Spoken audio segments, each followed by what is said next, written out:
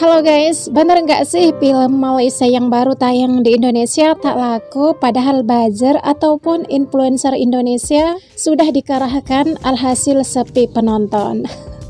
Apa sih yang membuat orang Indonesia kurang suka terhadap film Malaysia ini?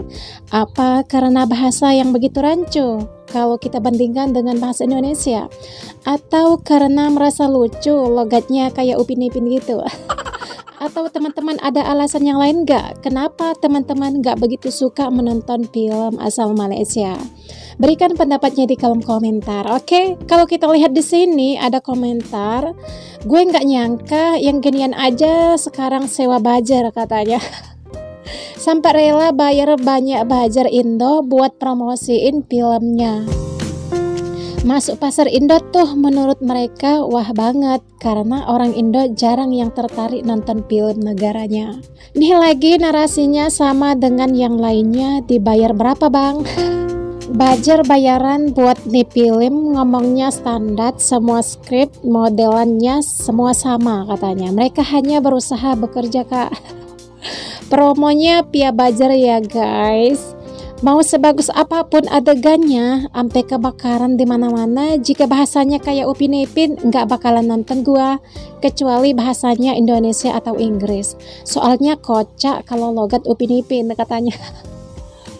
Pas di Indo jadi ngakak gara-gara bahasanya Upin Ipin. Pakai bahasa apa? Nggak ngerti bahasanya, males baca teksnya. Nggak ngerti, soalnya pakai bahasa Roja, bukan Melayu asli. Guys, mereka emang lagi gencar-gencarnya nargetin Indo, jadi ya mereka berani bayar buat promosi besar di Indo.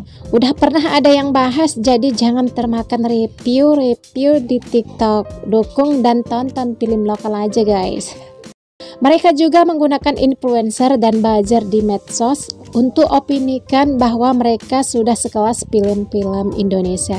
Ini saran dari orang Indonesia. Ternyata butuhkan mereka. Sampai protes nih netizen Malaysia karena film Malaysia enggak atau kurang laku di Indonesia gitu. Kenapa filem sampah Indonesia bisa laku di Malaysia, tapi filem Malaysia enggak bisa laku di Indonesia? Kan Malaysia suka filem sampah? Ayo, soalan apa ni? Sepatutnya tak payah disoal pun. Sepatutnya just sekadar terima kasih. Kami ni sudi untuk support filem anda. And sebelum apalah, boleh tak jelaskan kepada saya apa itu definisi filem sampah? Filem ni adalah satu karya seni yang sangat-sangat subjektif. Tak akan ada satu movie yang semua orang benci movie tu.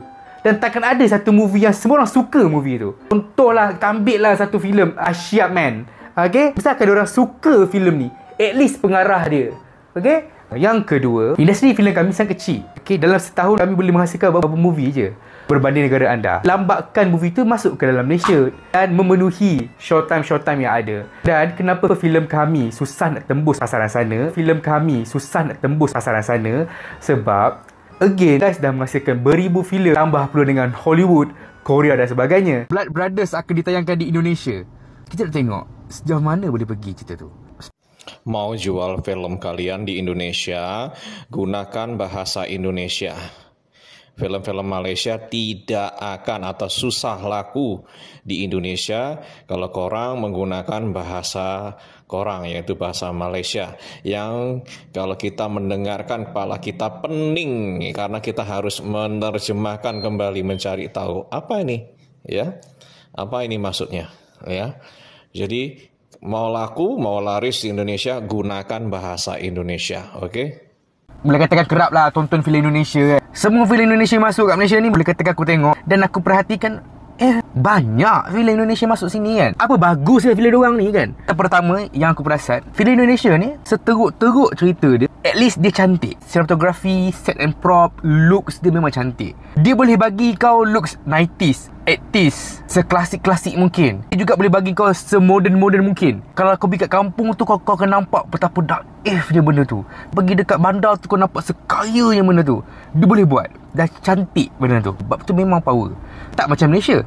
Malaysia ni okey, yang bagus-bagus lah, yang power-power lah. Tapi yang teruk tu adalah cerita teruk. Visual dia pun teruk. Apa benda?